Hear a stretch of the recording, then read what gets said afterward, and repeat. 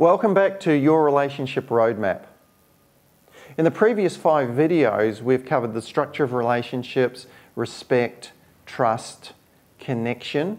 Remember, you have to connect before you can communicate.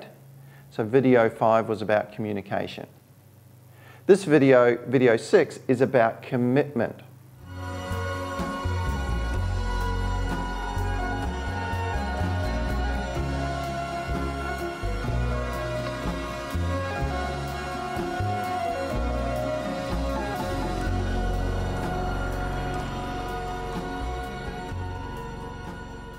So when I'm working with clients, I ask them, how committed are you overall? I actually ask people to score it out of 10. And what does actually commitment mean to you? Most people will get into a relationship and not really knowing what they're committing to. In fact, the way I put it is a lot of people actually get into a relationship thinking that the other person has actually committed to what's inside their head. So it's like they've got this contract inside their head, thinking the other person has signed it. So there's 4 areas that I ask people to score their commitment on. First of all, there is commitment to self, commitment to your partner, commitment to the relationship, and commitment to change and growth. So let me explain what I mean by that. So for example, for myself, recently I've been doing some long hours and actually my commitment to self has been very, very low. I haven't been eating as well as I should. I haven't been exercising as well. I haven't quite got enough sleep. So how well do you actually look after yourself? I ask people to score this out of 10. Because in relationships are about 2 individuals wanting to be together. And as individuals, I believe we need to look after ourselves, we need to look after our health, that can be looking after our mental health as well. So score yourself out of 10, how well you believe you look after yourself. Now, if someone gives me a 10 out of 10, what I'm looking for is they'll be regularly exercising. They may even have a personal trainer. They're eating healthy food, whole food, natural foods. They're getting good sleep. They might even be meditating. The second point, the second commitment is commitment to partner. Now you might be questioning, what's the difference between commitment to partner and commitment to relationship? Well, recently I attended a funeral of a friend of mine. And there was another friend there whose marriage had fallen apart over 20 years ago. So even though there was no relationship between them, her partner had actually had a stroke recently. But she was there for him. He'd been in hospital. She'd brought him along to the funeral. So she was very committed to him as a person, but not committed to the relationship as they weren't living together. They no longer had a marriage. So in relationships, you can be committed to your partner, but not actually committed to the relationship.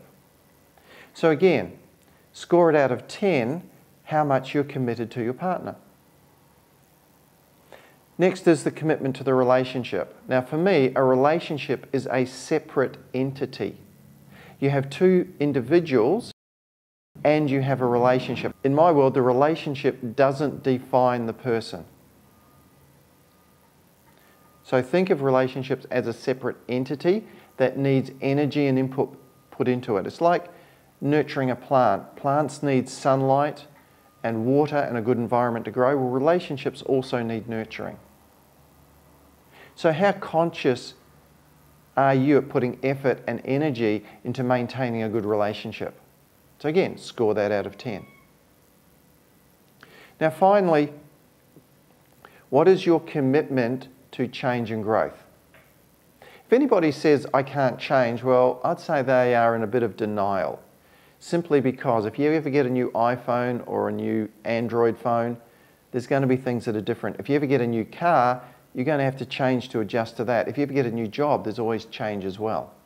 So change and growth is a part of life. I guarantee you're not the same person you were at 5 as you were at 10, at 15, at 20, at 25, as you will be at 30, 35, 40, or 45, or 50. So change is a part of life. How committed are you to changing and growing? Now, if someone gives me a 10 out of 10, then I'll be saying, well, you probably have got a life coach. There's someone who's probably coaching you to help you change. What are you reading or watching on a daily basis? What are you learning about yourself? What skills are you learning about life? So again, score it out of 10, how committed you are to change and growth. Now, in some relationships, some couples that have come to me, I've actually had one partner that's actually scored commitment to self as 10 out of 10. Commitment to partner is 0 out of 10. Commitment to relationship is 0 out of 10. And commitment to change and growth is 10 out of 10. Now, what sort of picture does that paint? Typically, that is someone who's been lost in a relationship. They've put all their time and energy into the relationship. They've lost themselves, and they're actually going out into the world to actually find themselves. They're totally committed to getting themselves sorted. They don't have any more time for their partner or their relationship.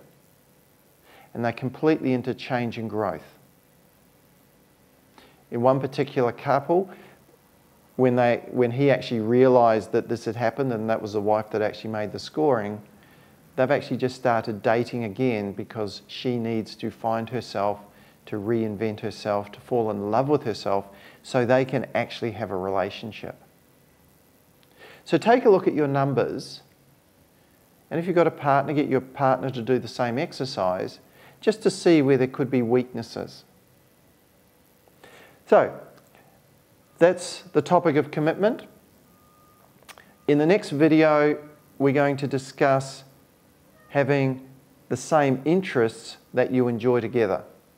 So until next time, put some of these strategies into play, play around with it, and have a wonderful, happy, healthy relationship. Cheers.